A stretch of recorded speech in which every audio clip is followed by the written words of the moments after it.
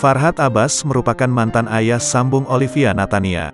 Ia turut komentari kasus yang menimpa putri Nia Daniati itu. Kabar tak menyenangkan datang dari putri kandung Nia Daniati, Olivia Natania.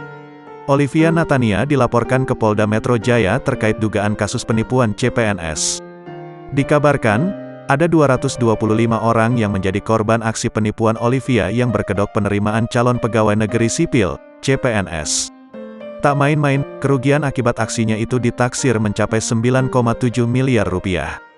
Meski begitu, hingga saat ini kasus tersebut masih diselidiki oleh pihak kepolisian. Terlepas benar atau tidaknya kabar itu, Farhad Abbas ikut bersuara soal kasus penipuan yang menimpa pada mantan putri sambungnya itu. Menurutnya, kedua pihak baik Oli atau yang melaporkan bisa sama-sama dipenjara.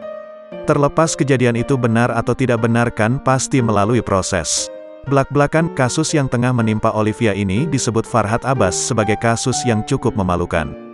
Pasalnya, baik pelapor maupun terlapor sama-sama melakukan tindak suap untuk menjadi PNS lewat jalur ilegal. Kita bisa melaporkan orang-orang yang menyogok atau membayar untuk jadi pegawai negeri.